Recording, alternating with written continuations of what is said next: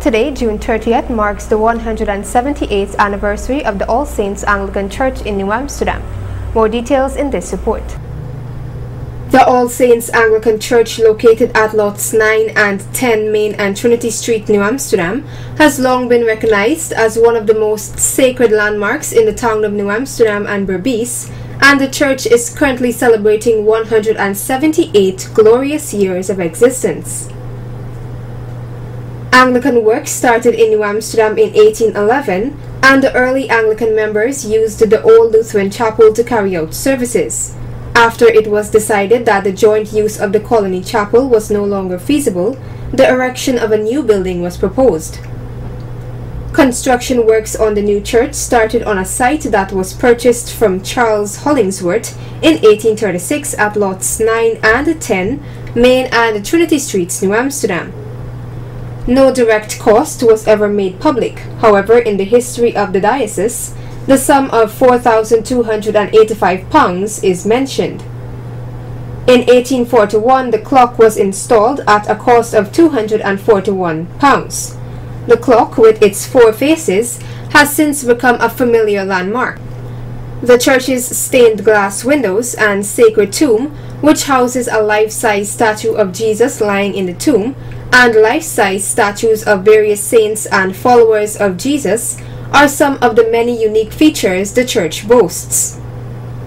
The church was consecrated on June 30th, 1839, and since then a number of distinguished priests have served at the parish, including Fathers William D. Seeley, Francis J. Wyatt, A. Leonard Luker, Sidney Thomas, George Spencer, Randolph Reynolds, Rory Honnigan, Garfield de Villiers, and Andrew Hoyt.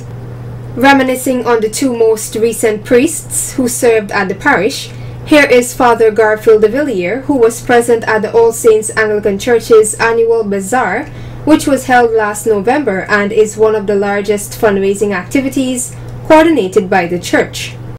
This bazaar, annual, it's something annual, so every year you come at this time, you're going to witness something like this. It's a wonderful time when families can come together and to have fellowship. And so today, as we celebrate this our bazaar festival at this time, we would want to say thanks first to the banners, or the drummers as we call them, because they have done a wonderful job. His successor, Father Andrew Hoyt, who was appointed in the early part of 2017, held an open-air service leading up to Ash Wednesday and the Easter season. There were those who were saying, now I have to get rid of my fleshly attitude. And so, they will come on the Wednesday, which was Ash Wednesday, after celebrating Carnival. And for those of you who were here Sunday night, who were getting on and getting down, and behaving bad. Somebody told me, they said, Father, you don't know what behaving bad means. You don't know what getting down means. Father, when you wait, you will see. And that was true.